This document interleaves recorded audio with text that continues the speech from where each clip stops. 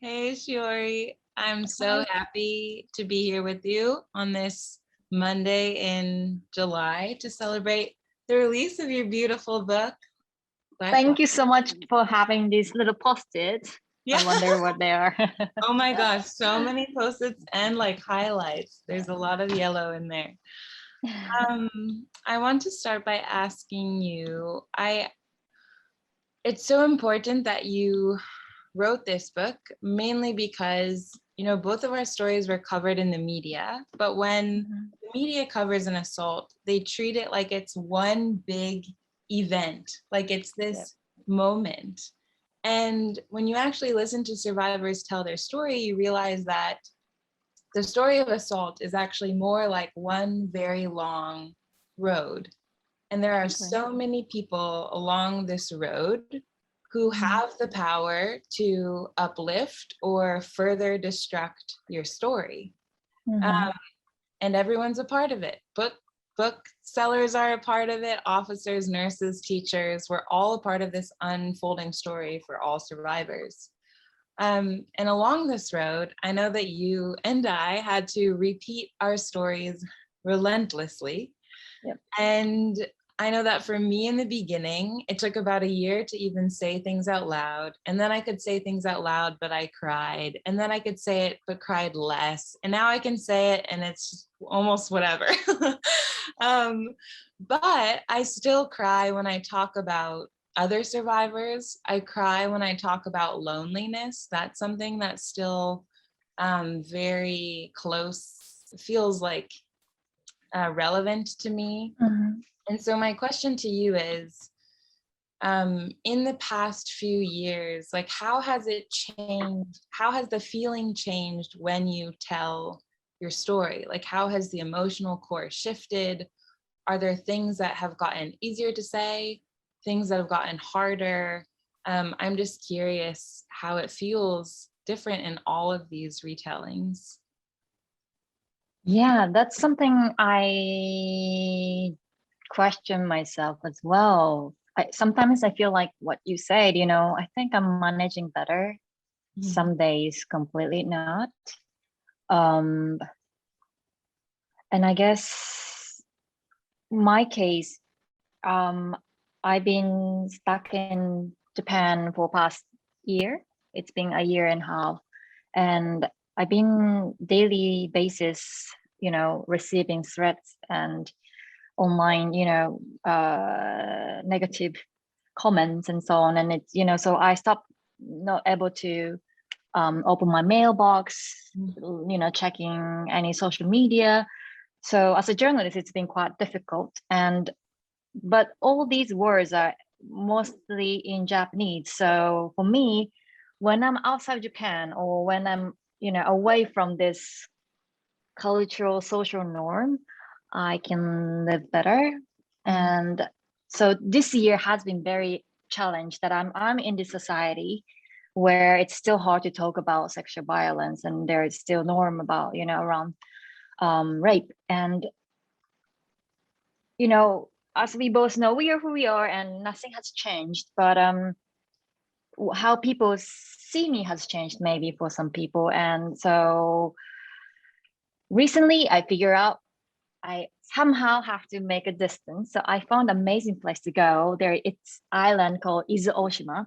It's still Mhm. Tokyo. So even it's COVID time, I can still go there and it's completely island. It's like you are it's like a lost film set. It's really like green and blue, and so when I can't do anything, I just skin dive to the water, and that's how I'm coping with. And so I think I not very doing perfectly, but one thing I think I am better at now is that I can say this is tough.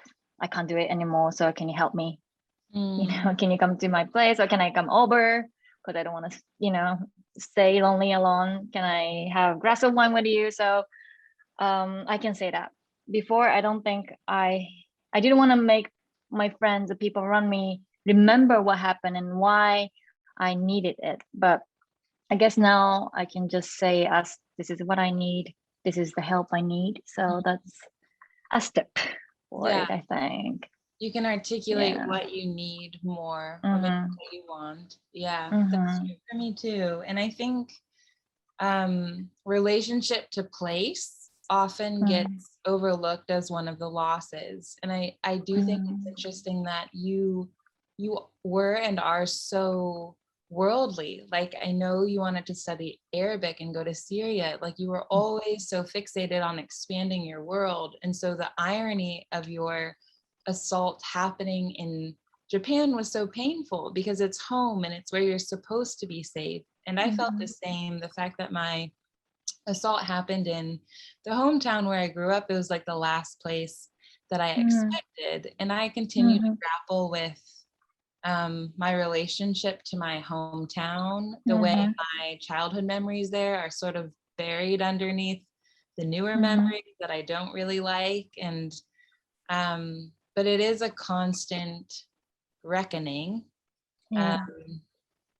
but I'd like, did we lose Shiori? No, no, I'm still here. Okay.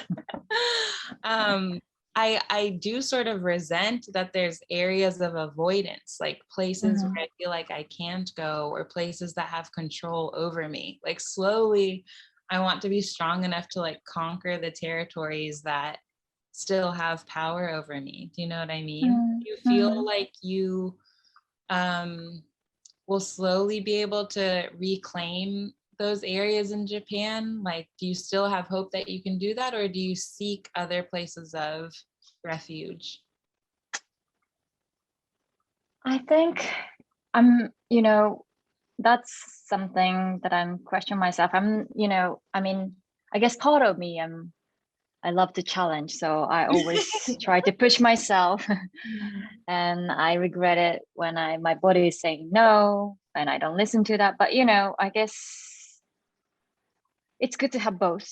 Yes. It's what I'm very I feel like lucky about is that I can speak English and I can go out Japan. I can maybe work outside of Japan and I can express myself not in only in Japanese, because the Japanese language is just so hard especially as a woman, young generation, because you always have to speak respectfully, especially for men, and I sometimes don't want to do that. So when I feel so, I can just scream and say whatever I want to say in English. So it's surprisingly, uh, something that I can't change. But what I realize is that, this kind of talk as well, it's so much easier to do Mm, in English, which is not my mother tongue. And, I'm not perfect in it, but still, it's easier. And that's something to do with what you just say, maybe, about the relationship with the place and culture and the society I grew up in. And so it's not just, I guess, the sexual violence incident that I encounter. It has been maybe, many layers of my trauma as a, woman grew up in Japan. So I guess, yeah, I have to look these layers carefully and ask, questions to mhm, myself. mhm. Yeah.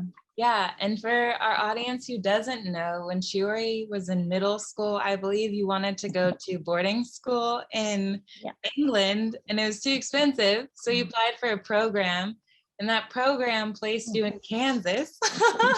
And so There you is no place like home. got, yeah, you got on a big airplane to go there, and then you got on a smaller airplane that delivered you to a little airfield. Like, there wasn't even an airport. There was like hundreds of cattle.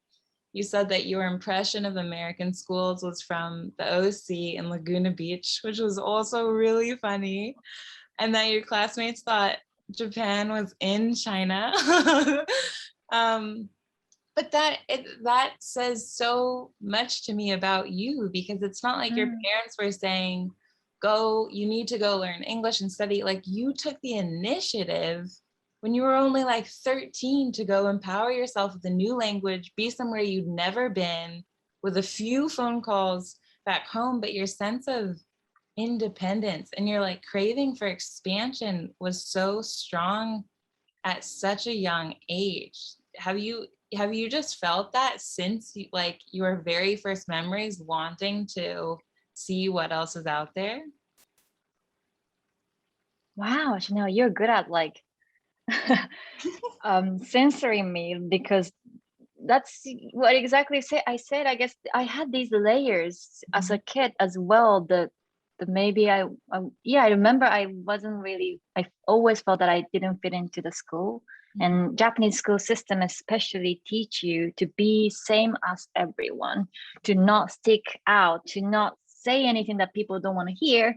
So you just obey to your surroundings, and that's the perfect student. But I was not good student because I questioned many things, and I wanted to see the world. So I remember when I decided to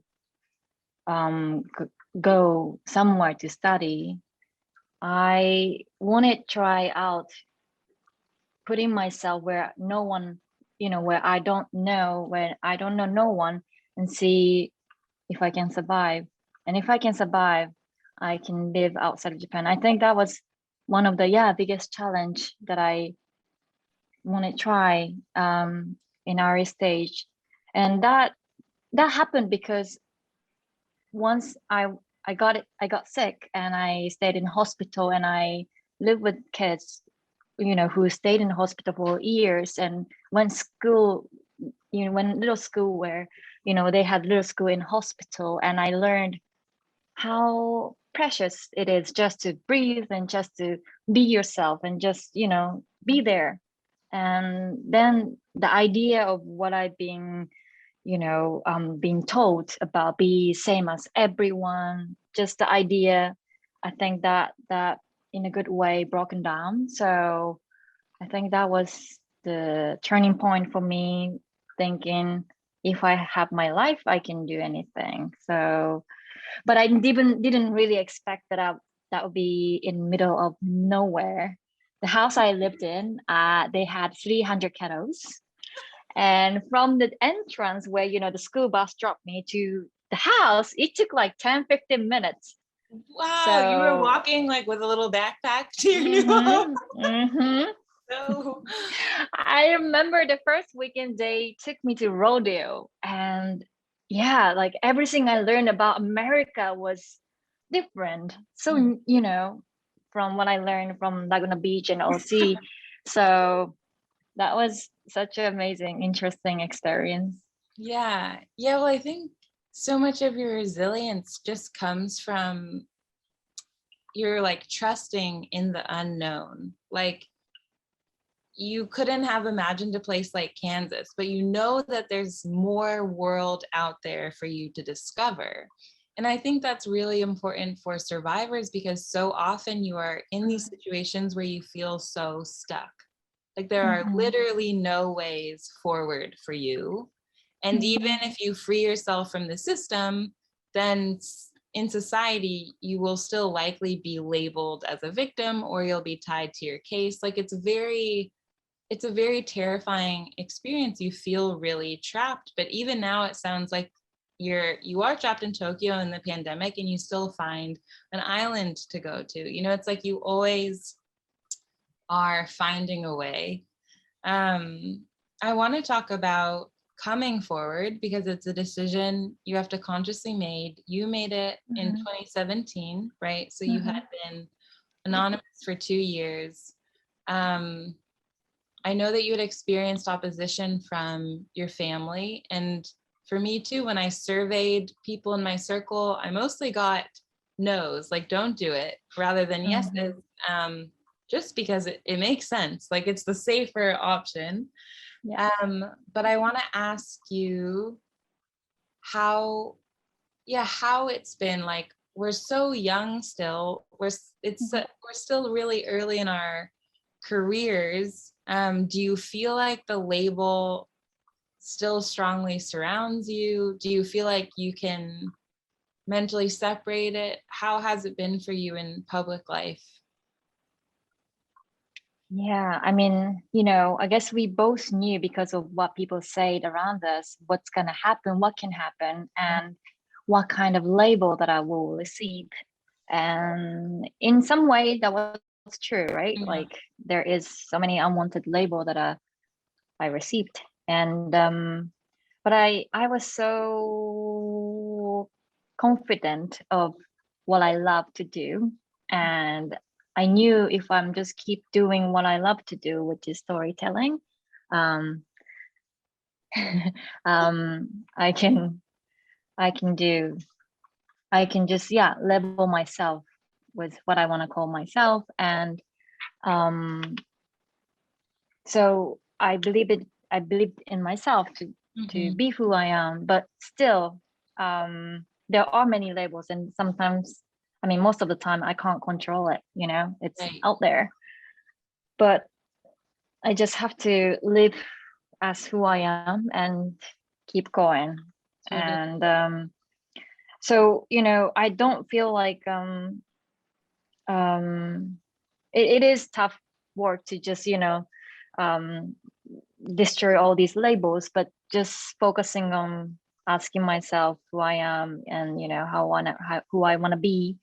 So actually just, you know, have my name on times 100 was really pushing my back, as you know, survivor, you know, and not only myself but for many others, that what, you know, when you try to step out to the public, you know what's going to happen. So there are so many survivors who decide to not to do so, decide not to ask for help. And in a way I felt like I showed, and that I showed a bad example what can happen. Mm. And that is why I want to, you know, stand still and say, you know, I'm still here, I'm okay. But on online, yeah, that doesn't seem like it sometimes. But having these, yeah, 100 times 100 nominee, that was amazing, because I felt like that really, you know, celebrated not only my name but for others. So Yeah. yeah.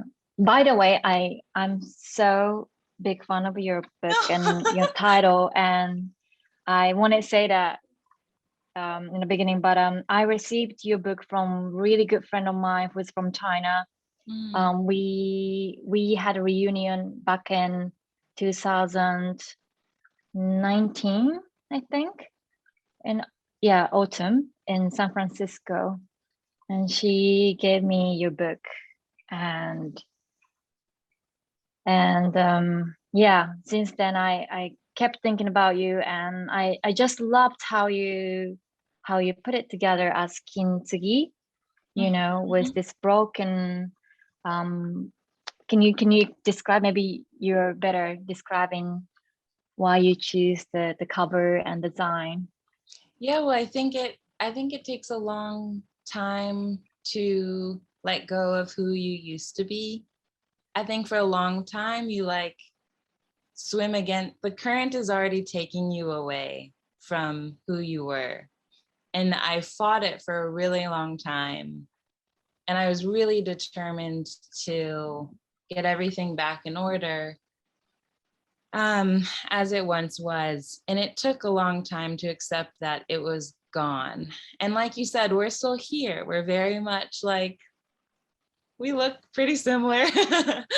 um, and it takes a long time to reconcile with the damage that has been done internally that's largely invisible, and to figure out how we've changed even though we look the same. But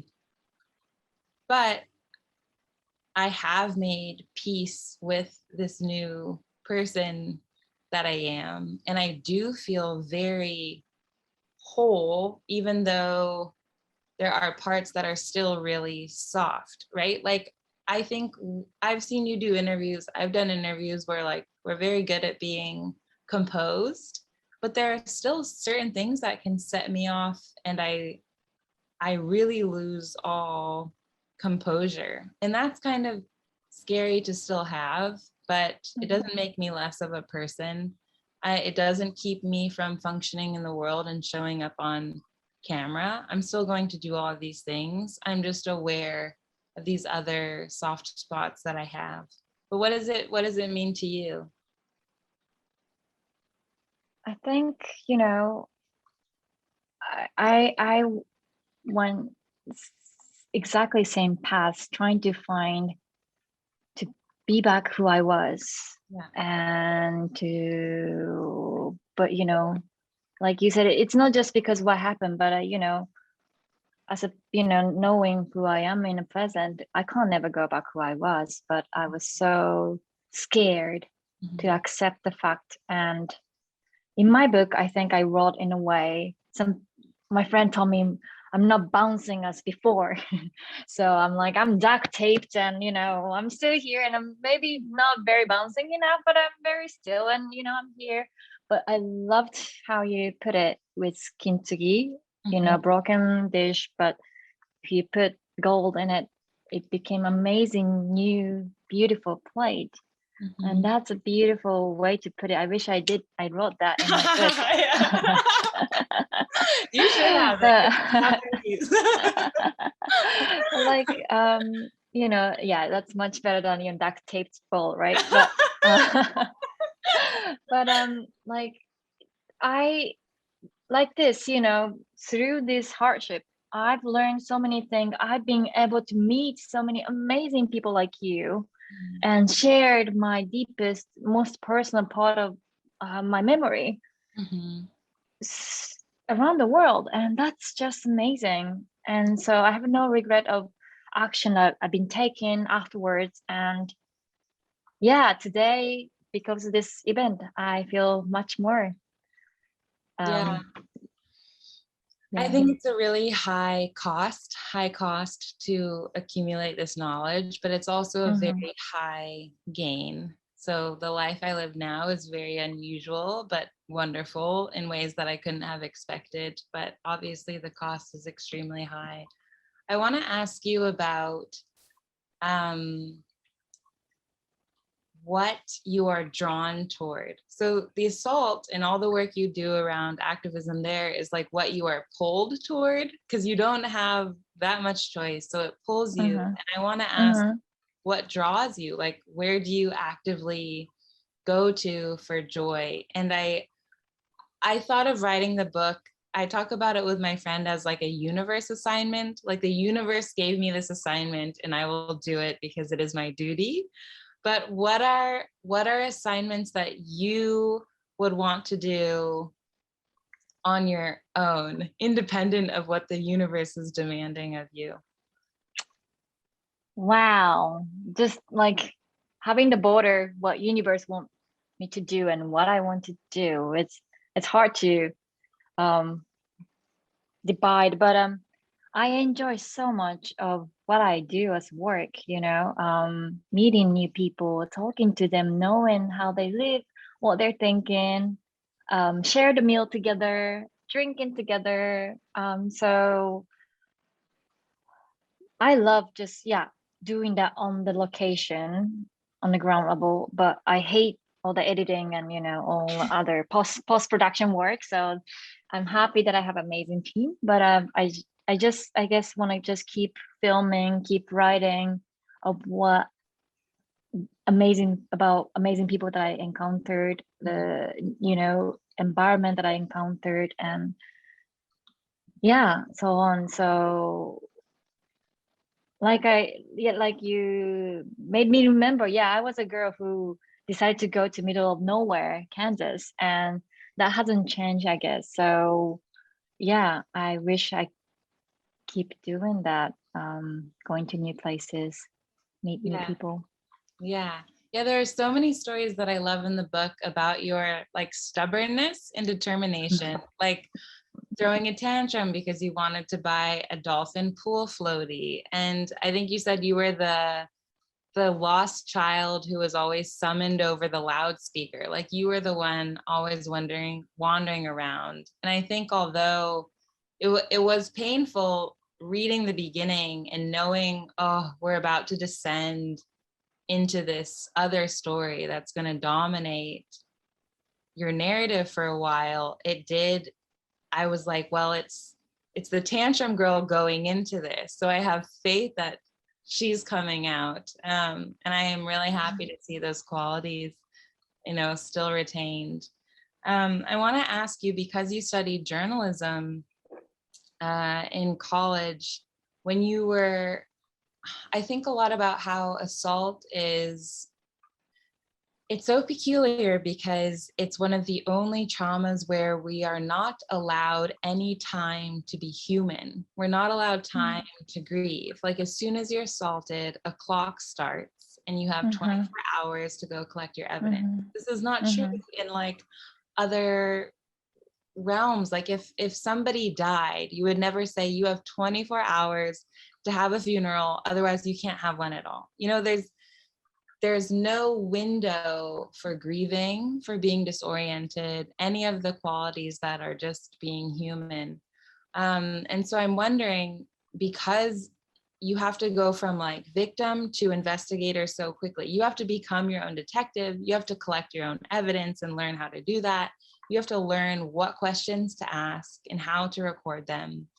But you did have this background in journalism. So I'm wondering, what, if any, of your training sort of came into play as you were navigating this process? I have to imagine that there were parts of how you observed or documented that helped, even though it was so emotional. I was like encouraged that you also had this education that was potentially helping you through this process.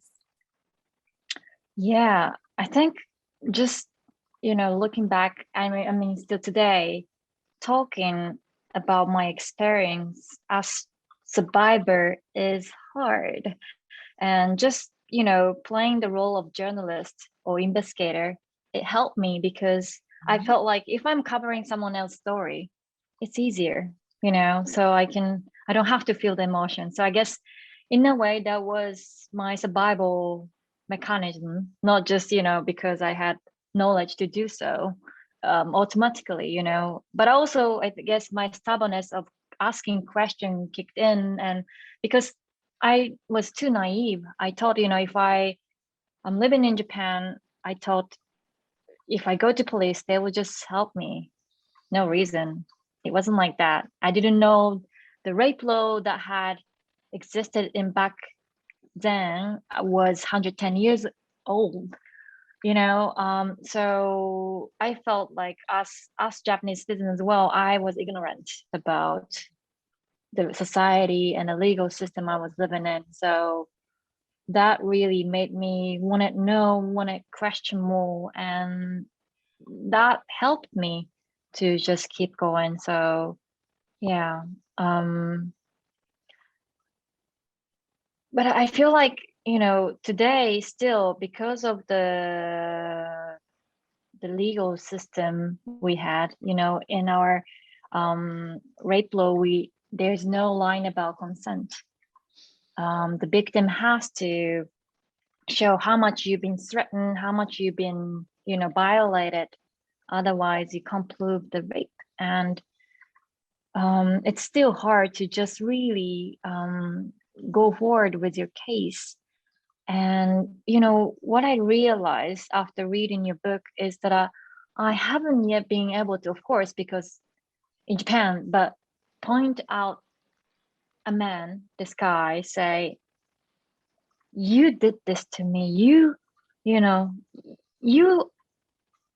this to me, you did it, I didn't do anything. I mean, I know that it's true, but in a society I can't, and I've been avoiding saying so. I can't use some the words of perpetrator, let's say. I can't, and I'm not supposed to talk. I mean, it's not just about I want to accuse this particular man, but if the law wouldn't allow us to save us, we are in a way silenced. And that I felt deeply sad, because in Japan I still feel like somehow I am silenced in some way, and that's a lot to do with legal system.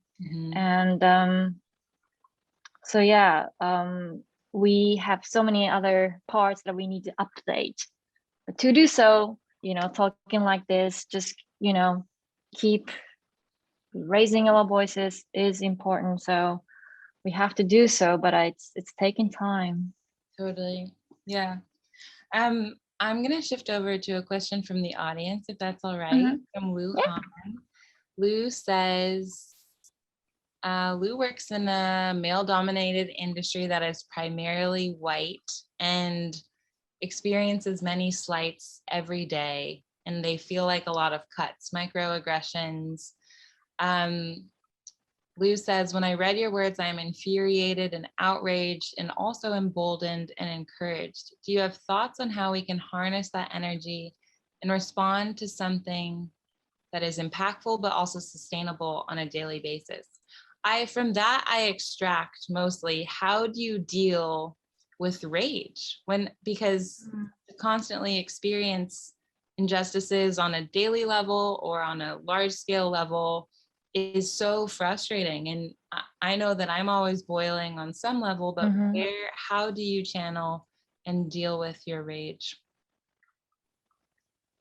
I think until quite recently, I tried to avoid feel angry because the anger leads to the person who I don't want to think the most. So that was, I guess, in a way to protect myself automatically. But these days, I'm accepting all the emotions. I try to recognize what's going on because, I'm the only one who can feel so. And so what I'm trying to do is that whenever I discover this negative emotion, I tell myself, I believe you.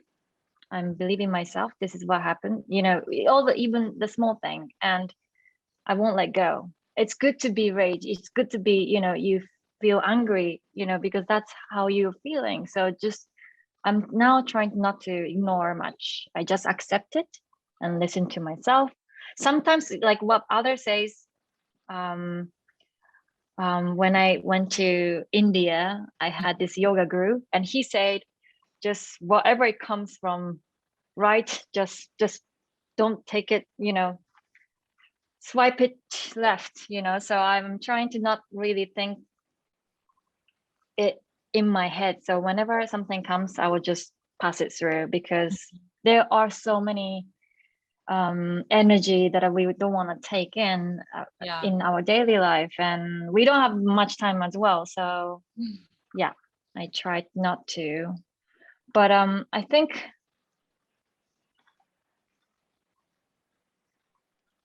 it's whenever I encounter these things in Japan, I have one amazing word to say in Japanese, which doesn't make someone angry, but make someone super uncool. So, and it's not even like you say to that person, you just like say it and the person is so uncool. So it's just like a magic words for me, but in Japanese, it's dasai.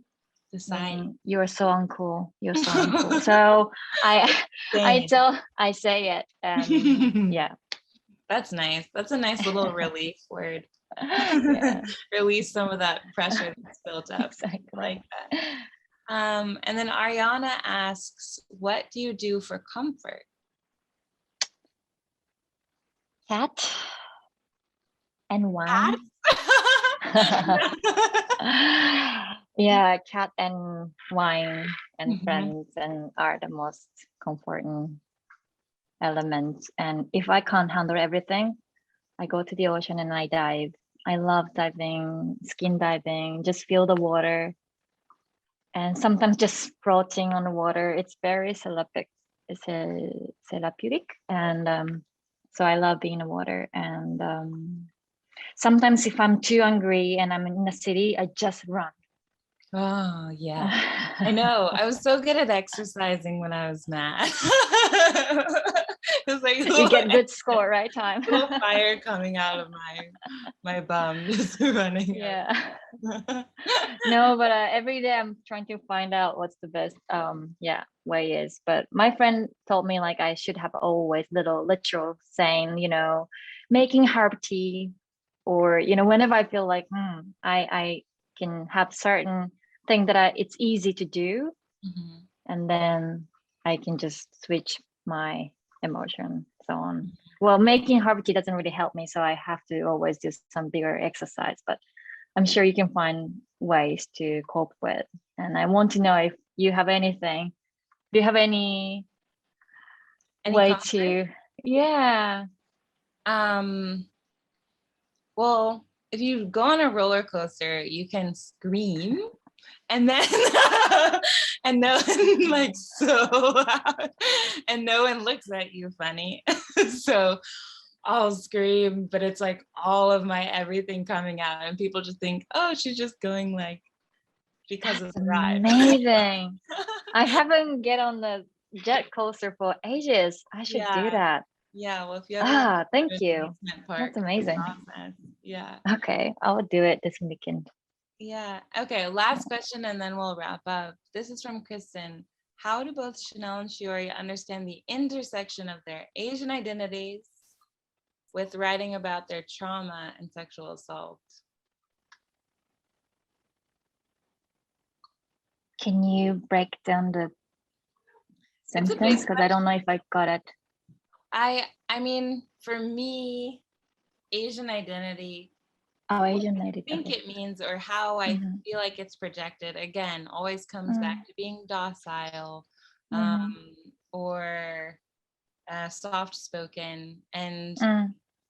being underestimated in some way. And a lot of this process was pushing back against those things, demonstrating that I have not only rage, but I also have sustained resilience. Like I think maybe they thought I would go away much sooner, and both you and I have not gone away and have only gotten louder over the years. And I actually think that's really, really exciting.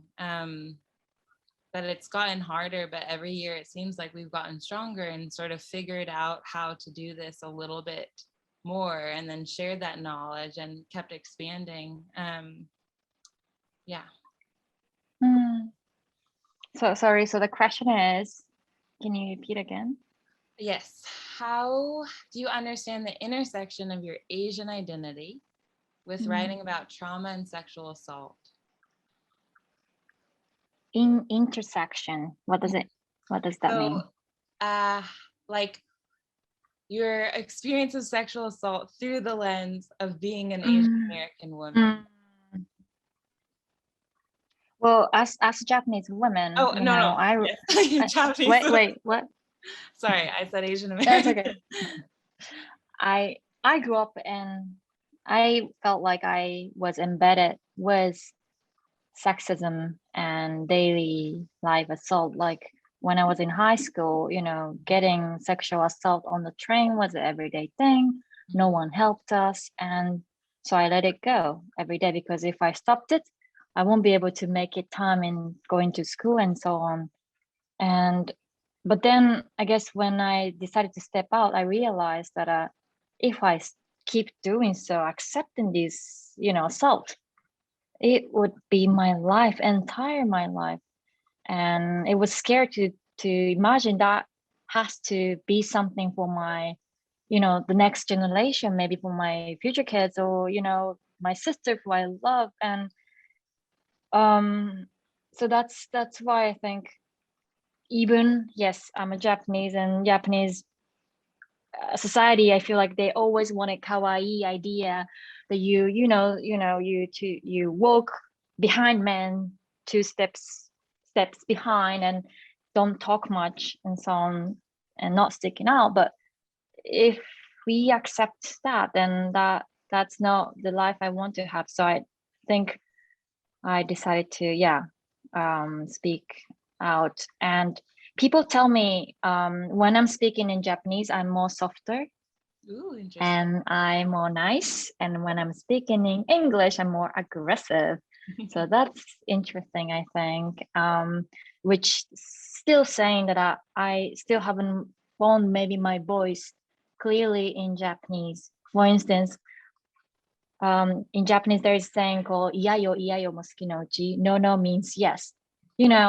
What the hell? When you want to give a consent, you say no, and some people will think it's yes. So it's so wrong. But we need to find our new way to say no.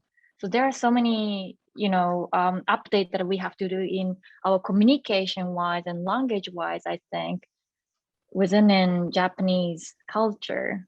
So yeah, but I guess having conversation like this internationally helps a lot. And so yeah, let's keep posted and see what we can do better. Yeah, well, I just want to say that I really admire you because of your refusal to accept that this is just the way things have always been and will always be. And even though the path forward is never clear, and even though all these people along your journey kept telling you there's nothing we can do, there's nothing we can do, you kept finding things to do. And now you've written this book. I'm so glad that it's in English for all of us to read, to learn more about the Japanese legal system, to learn about the ways that we overlap things that are different, so that we can figure out different ways forward. But I just so admire your refusal to settle. And that's what is pushing us toward a safer world. So thank you, Shiori.